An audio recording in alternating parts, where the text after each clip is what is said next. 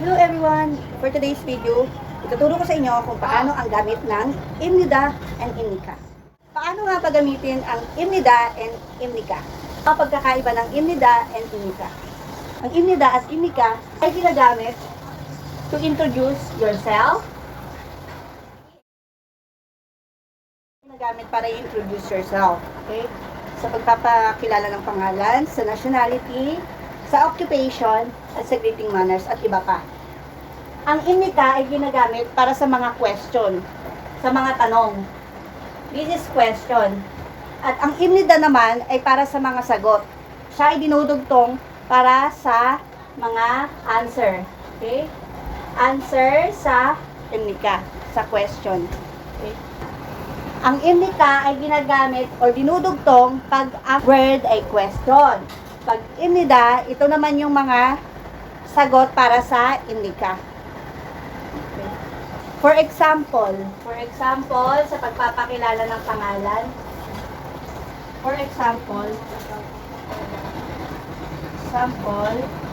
sa pagpapakilala ng pangalan, your name. For example, pagpapakilala ng name. Okay, name. Sa pagpapakilala ng name. For example, sa name. Paano ba ang what is your name in Korean? What is your name in Korean? What is your name? What is your name? Okay, for example, what is your name? What is your name? Ano ba ang what is your name in Korean? Irumi? Irumi moimnika? Okay.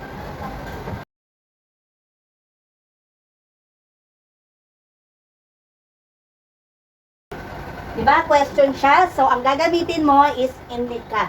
Okay? Pag question, ang gagamitin is imnika. Okay? So, what is your name? Irumi moimnika? Irumi moimnika?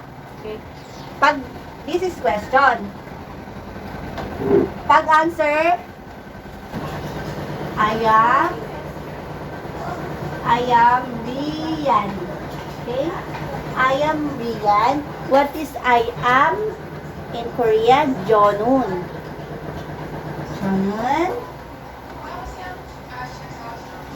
Jonun.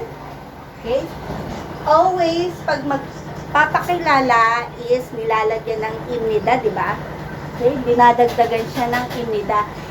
Ang mga imnida and imnika kasi, yan yung mga polite. Imnida, ibig sabihin, kagalang-galang ka or ginagalang ka, okay? Or mas nakakataas sa'yo. Okay? So, Jonun, Rian,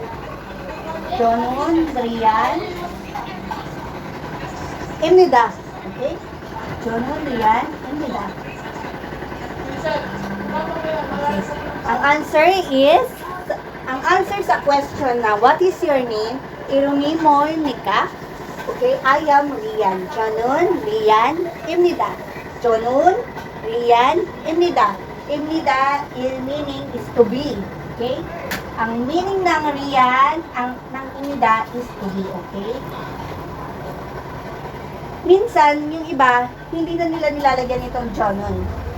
Diretso na Rian, imnida. Okay? What is your name? Rian, imnida. Okay? Mo, imnika.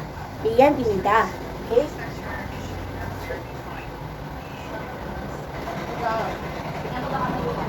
Okay. Always remember na ang imnika ay question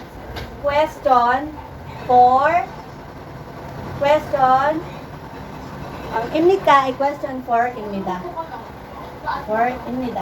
Okay? Imnida. Question for imnida. Then, the imnida is answer for imnika. Okay? Ang imnida at imnika ay ginagamit for mga nouns. Ano ba yung mga nouns?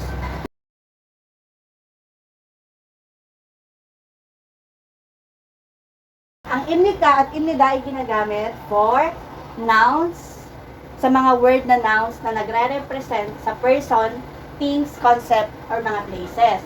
Like dito, yung name, pagpapakilala mo sa sarili mo, and yung country, yung place, occupation, greeting manners, at iba pa. Okay? For example, the name. What is your name? Irumimo Enrica. Then, answer, I am Rian. Jonon Rian Imnida. Okay? Ang Imnida is answer for Imnika. Ang Imnika ay question for Imnida. Okay. Next example is for country. Okay, pag sa country. Pag sa country. Ang country sa Korean is Nara. Nara. Okay? Ang country sa Korean is Nara. Okay? For example, yung question na Imnika. Ano?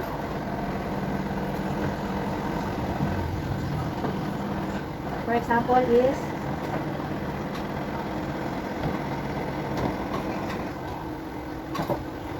okay. Uno nara salam Imnika. Uno nara salam Imnika. Ang nara is country. Ang nara is country. Okay? And ang uno is which. Okay?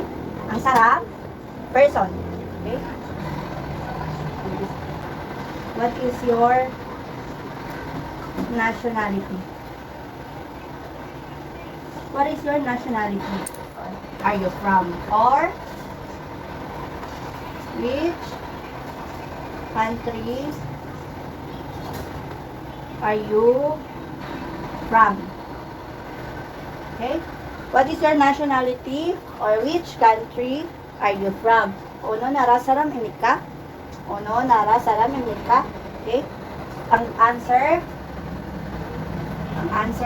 Jonon, I am from Philippines. Okay? I am from Philippines. I'm from Philippines. Okay? I am from Philippines. I'm from Philippines. Okay? So, in Korean, Jonon. Okay? Diba, salam is person. So, dito yung Philippines. Okay? Saram. Emnida. Okay? Jonon lang, saram, emnida. So, ano ang Philippines in Korean? Philippine. Philippine. Okay? Jonon, Philippines, saram, emnida. Jonon, Philippines, saram, emnida. Okay? Ano nara saram, emnika? Jonon, Philippines, saram, emnida. Okay? Nitos, Philippines, saram, emnida is parang the person from Philippines. Okay? The person from Philippines. Philippines, saram, emnida. The person from Philippines. Okay? Occupation, kung paano gamitin ang imnida and imnika sa occupation.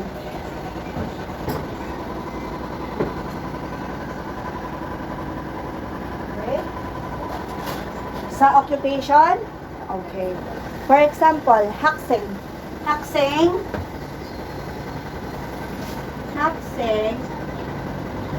Ang hakseng ay student. Okay? Student. Hakseng.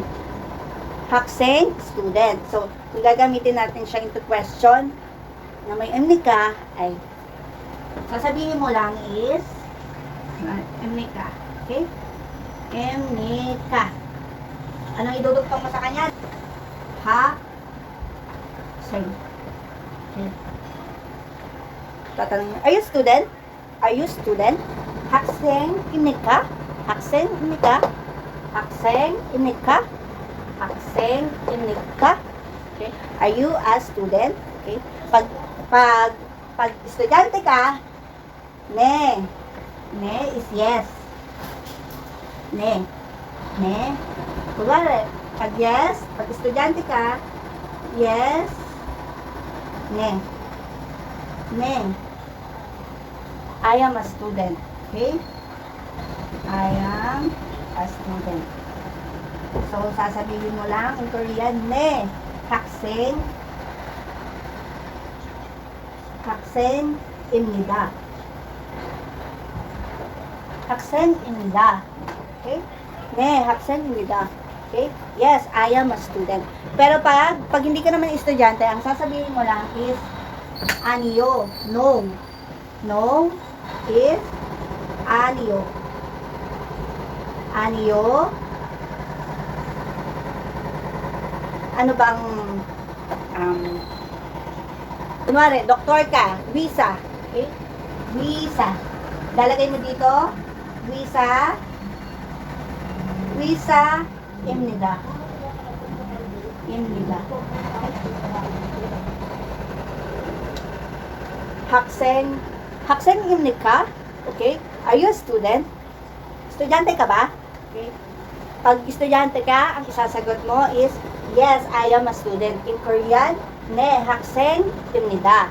Haksen imnida. Pag hindi ka naman estudyante, ang no in Korean is aniyo. Aniyo. Pag yes, ne. Pag no, aniyo. Aniyo. Visa, imnida. Visa, imnida. Pag doktor ka, visa, imnida. Okay? Yun yung paggamit ng imnida at imnika. Polite form ng pakikipag-usap sa mas nakakataas sa'yo or hindi mo kilalang mga tao. Okay? Kasi in Korean, mahalaga sa kanila yung good manners. Okay? Good manners ng pakikipag-usap sa mas nakakataas sa'yo, kunwari boss mo. Iba kasi sa kanila yung pakikipag-usap sa mga boss or mas nakakataas sa'yo or kaibigan mo lang, close friend mo, or yung bagong mong mga kakilala. Okay? Iba ang way ng pakikipag-usap sa kanila. Itong imnida at imnika ay form ng polite. Okay? Polite na pakikipag-usap sa mga hindi mo kilalang tao or mas nakakataas sa'yo. Okay? Ito yung mga ginagamit na sentence. Ito yung ginagamit na pakikipag-usap. Okay? Okay, sa greeting manners naman ng Korean, pag kunwari nakasalubong nila ang mas nakakataas sa kanila or mga boss, kailangan nilang yumuko, bumate. Yumuko, bumate. Annyeonghaseyo, annyeonghaseyo, ganon, okay? Yun yung polite na pagbati sa kanila. Pag mga high status o mga nakakataas sa kanila ang nakasalubong nila. Isa din sa pag-greet nila, greeting manners nila is yung pakikipag-shake hands pag first time mong na-meet yung tao. Okay? First time mo siyang na-meet, kailangan mo siyang i-shake hands. Yun yung mga greeting manner. And pag kunwari sa trabaho, may nakita kang kakilala mo or close mo, magbabatian kayo sa pag-bow ng head. Okay? Yun yung mga greeting manners ng Korean. Then, nag-wave sila ng hands. Kunwari, hello, annyeonghaseyo. Pag nakita nila yung mga friend nila or close friend nila sa labas, kailangan nilang mag-greet ng pag-wave ng hands. So, yung mga mas nakakabata sa kanila, kailangan nilang i-greet or mag-hi, okay? Mag-wave ng hands pag nakita nila sa labas. Yun yung mga greeting manners ng Korean, okay? Greeting manners is yung pag-bow ng head, pag-greet sa mga mas nakakataas sa kanila. Una is yung pag-bow ng head, pag nakakita ka ng mas nakakataas sa'yo, yun yung greeting manners nila. Pangalawa, na importante sa kanila is yung pag-shake hands in the first meet. Okay? Pag bagong kakilala or bagong meet up or bagong first time yung nag-meet, kailangan kayong mag-shake hands. Yun yung polite or greeting manners nila. Then, yung pag-bow ng head, pag nakita mo yung katrabaho mo na close mo or close friend mo, kailangan nyo magbabatian kayo ng magbabaw ng head, okay? Then, pag sa labas, nakita mo yung kaibigan mo or mas nakakabata sa'yo, is kailangan ka mag-wave ng hands mo or batiin siya ng annyeonghaseyo, annyeonghaseyo, annyeonghaseyo, like that, okay? Yun yung mga greeting manners. And tinuro ko na sa inyo kung paano isulat or gamitin ang imnida at imnika, okay? Imnida or imnika ay ginagamit sa pag-introduce ng sarili. Okay, ang pag-introduce ng sarili sa pangalan, sa country, sa occupation, sa trabaho, or greeting manners. Yun yung mga ginagamit. Kasi yun yung mga polite na pakikipag-usap sa ibang tao. Okay, yun yung mga ginagamit nila kung paano makipag-usap in a polite form.